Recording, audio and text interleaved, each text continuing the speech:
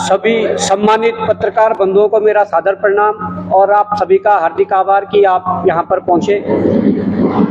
ये जो आज की प्रेस वार्ता है ये सत्यम शिवम छात्र संगठन के द्वारा ऑर्गेनाइज की गई है और सत्यम शिवम चलाई जा रही है कि हमारी जो बहन अंकिता भंडारी वो न्याय दिलाने के लिए सीबीआई जांच की जो मांग को लेकर ये मुहिम चलाई जा रही है।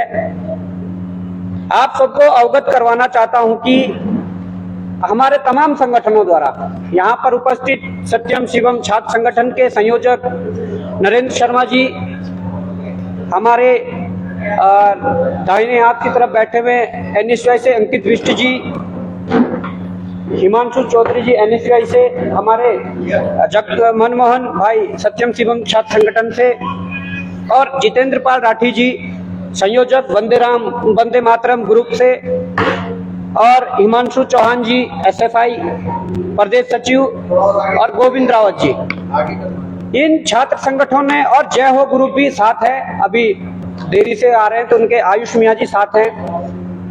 इन छात्र संगठनों का यह कहना है कि जिस प्रकार से बहन अंकिता के साथ जो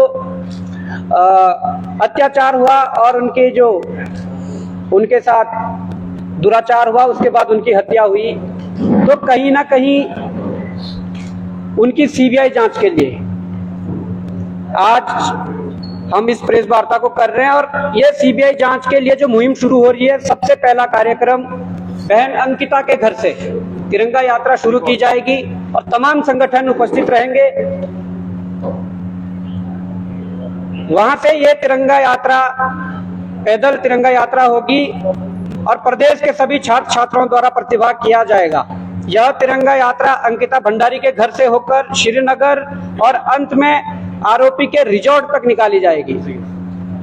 इस तिरंगा यात्रा का उद्देश्य अंकिता भंडारी हत्याकांड के उन वीआईपी नाम को उजागर करवाना है, जिनको सजा दिलवाना है, जिनकी वजह से इस जघन्य अपराध को अंजाम दिया गया, जिससे पहाड़ की बेटी अंकिता भंडारी के साथ न्याय हो सके तथा भविष्य में इस प्रकार की दुखदायी घटना किसी बहन बेटी के साथ घटित ना हो। इस तिरंगा यात्रा में बेरोजगार संघ के अध्यक्ष बॉबी पवार, निर्दलीय छात्र संगठन से निखिल शर्मा जी, एनएसयूआई से जिलाध्यक्ष सौरभ ममगाई, जय हो ग्रुप से उत्तराखंड के अध्यक्ष आयुष मियाँ, वंदे मातरम ग्रुप श्री जितेंद्र पाल पाठी जी व समस्त प्रदेशवासी के जितने भी छात्र संगठन हैं और हिमांशु चौहान जी हमारे एसएफआई से। ये यात्रा सोमवार को बहन अंकिता के घर से पैदल तिरंगा यात्रा निकाली जाएगी और ये यात्रा श्रीनगर होते हुए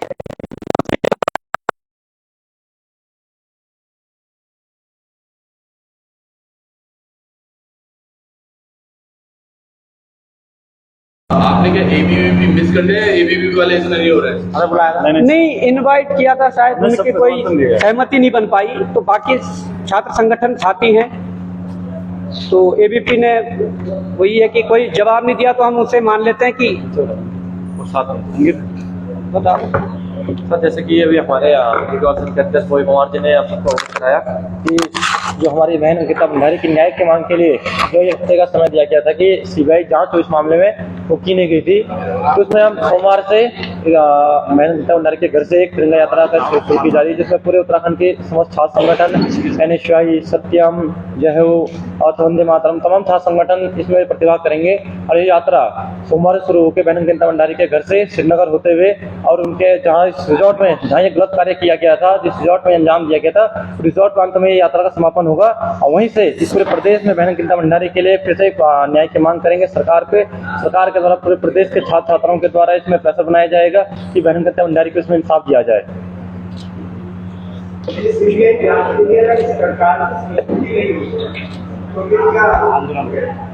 आंदोलन जारी रहेगा। देखिए, ये मुहिम शुरू कर दी है सीबीआई जांच के लिए, उसके लिए हमें आंदोलन करना पड़े, धरने प्रदर्शन करना पड़े, उसके लिए और भी जो कार्य है हम करेंगे। हमें कोर्ट जाना पड़े, न्यायालय की शरण लेने पड़े सीबीआई जांच के लिए, तो वो हम करेंगे, हर चीज करेंगे जिसके लिए मतलब हमें अपनी बहन को न्याय दिला पाए। और मैं एक सवाल है आपसे कि आपने अंकिता हत्याकांड के लिए बोला कि सीबीआई जांच के लिए, लेकिन जो लोकल पुलिस ने जांच करी है, एसआईटी के पास भी जांच है, इससे संतुष्ट नहीं है अभी तक, तो संतुष्ट नहीं है तो क्यों संतुष्ट नहीं है? देखिए, अभी तक जांच का जो पूरा प्रकरण है, अभी जो जांच एसआईटी ने की है वो ना तो लोगों तक अभी पहुंची है क्या है, परंतु उसमें हम इतना जान सकते हैं कि अभी तक जो वीआईपी है उनके नाम सार्वजनिक नहीं हुए हैं। तो जब उनके नाम ही सार्वजनिक नहीं हो रहे हैं तो आप जान सकते हैं कि कितना डर है नाम को सार्वजनिक करने में। क्या एसआईटी उन पर कार्रवाई कर पाएगी? थोड़ी हमारे मन में शंका ये है, इसलिए हम एसआईटी से सीबीआई की तरफ बढ़ रहे हैं। तो आपको एसआईटी में प्रकाश भरोसा नहीं है? नहीं, अगर अभी तक वीआईपी नाम सार्वजनिक हो जाता तो कम से कम थोड़ा विश्वास बना रहता। तो अभी अगर एसआईटी सार्वजनिक करती है नाम तो ठीक है, परंतु अभी नहीं किया है तो सीबीआई जांच के लिए तो ये लड़ना पड़ेगा, क्योंकि हमारे भविष्य में हमारे किसी दूसरे बहन के साथ इस प्रकार का कृत्य है, उसके लिए सीबीआई जांच जरूरी है। और इसमें और भी है, जैसे पिंकी है, केदार भंडारी का मामला है, कई अन्य मामले हैं जो क्या उन पर भी ध्यान देने वाले छात्र संगठन? बिल्कुल, अगर छात्र संगठन प्रदेश हित के किसी मुद्दे पर खड़े हुए हैं, और हम तो वास्तव में ये शुरू से ही कहते आए हैं कि प्रदेश हित का जो भी मुद्दा हो उसके लिए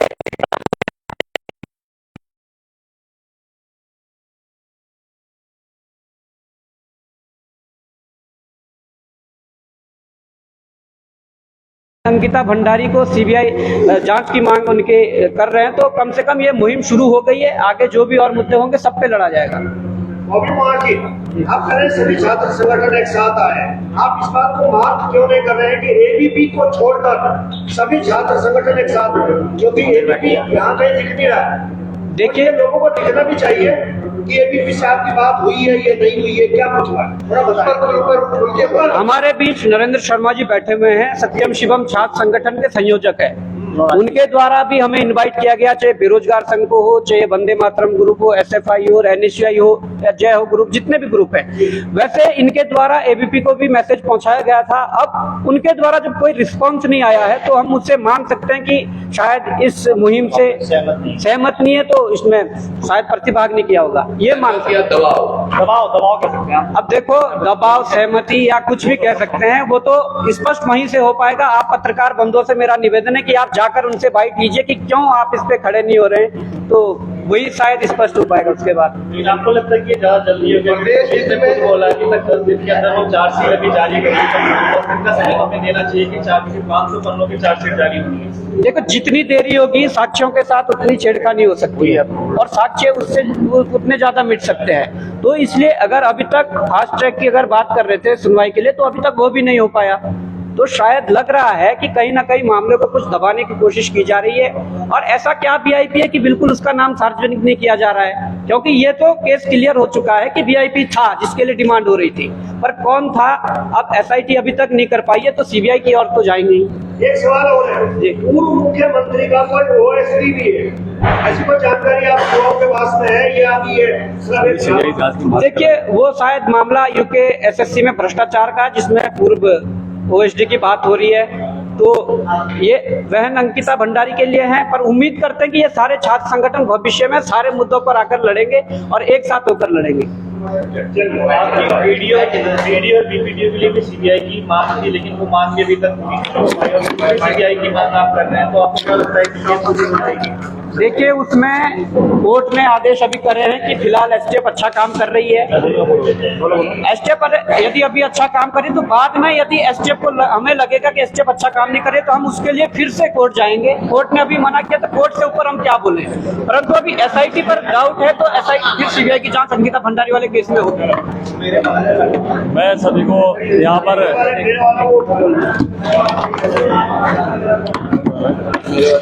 आईडी ऑन कर दो। तेज बोलिए बा। ठीक है नरेंद्र शर्मा, आप आइए सर, आइए करो शुरू करें।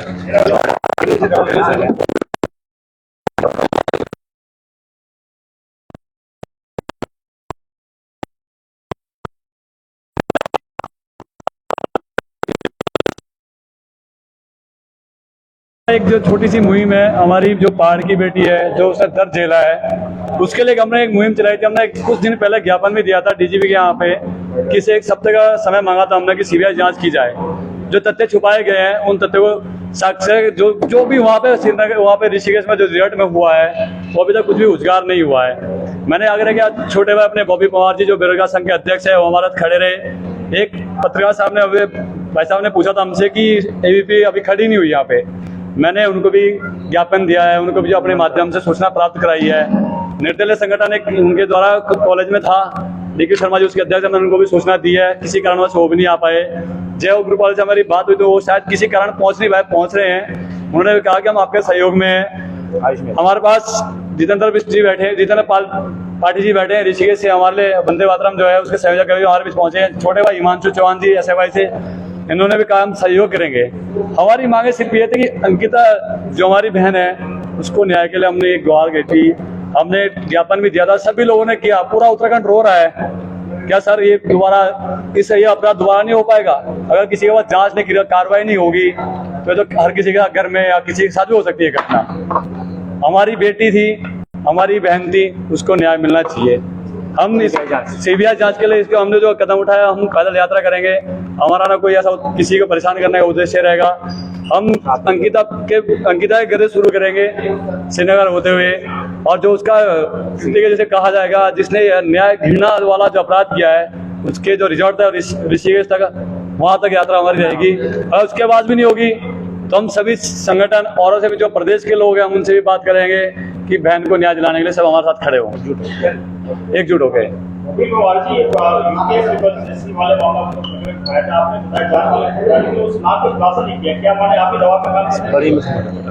देखिए, जान माल का खतरा हो सकता है और वास्तव में होगा भी, क्योंकि आज 50 माफिया अगर अंदर है और इस युग में, इस टेक्निकल युग में कोई आकर आपको फोन में धमकी देगा या इस तरीके से कोई कृत्य करेगा तो मुझे नहीं लगता करेगा। जिसको करना होगा डायरेक्ट आके करके जाएगा, क्योंकि अगर फोन में धमकी देगा, इस तरह का वो करेगा तो पकड़ा जाएगा।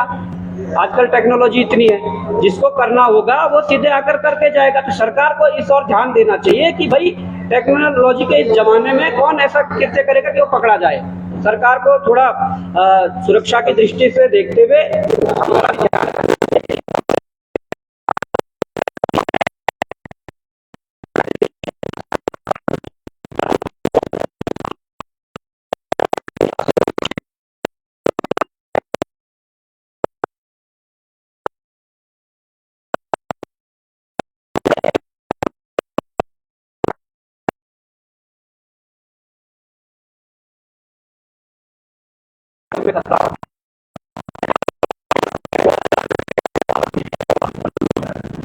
देखिए, हमारे पास ऐसा जो भी है कि हमें पहले एक दो बार व्हाट्सएप पे भी चीजें आई थी और इसी प्रेस क्लब से हमने उसको उजागर किया, जिसमें ट्रू कॉलर में देखा गया था एक पूर्व कैबिनेट मंत्री का फोटो के साथ लगा हुआ था। तो हमने वो चीज उजागर की थी। उसके बाद कोई हमें धमकी उसके बाद नहीं आई, परंतु चीजें होंगी। अगर सौरभ बहुगुणा जी के लिए उनके जेल में जाकर लोग वहाँ पर रंजिश कर सकते हैं, वहाँ पर प्लान कर सकते हैं, तो जेल में तो 50 लोग हैं, वो क्या ना कर रहे हो, क्या प्लान ना कर रहे हो कि बाहर जाएंगे क्या करेंगे, तो ये कारण ऐसा है। कुमार जी, अंकिता भंडारी की आप सीबीआई जांच की मांग करें तो हमने यूपीएससी घोटाले के लिए सीबीआई मांग करी और विधानसभा भर्ती घोटाले के लिए भी करी, परंतु परसों ही कोर्ट का निर्णय आया है कि एसटीएफ ने अभी तक बहुत अच्छा काम किया और एसटीएफ को काम करने दिया जाए। अभी हम उस कोर्ट के निर्णय का सम्मान करते हैं, परंतु जब भी हमें लगे कि एसटीएफ शायद उस पर खरी नहीं उतर रही है, जो कोर्ट ने अभी दिशा निर्देश किया है कि अभी एसटीएफ को करना, जिस दिन हमें लगेगा तो हम उस दिन फिर से कोर्ट जाकर, हमें चाहे सुप्रीम कोर्ट जाना पड़े, हम करेंगे सीबीआई जांच की मांग।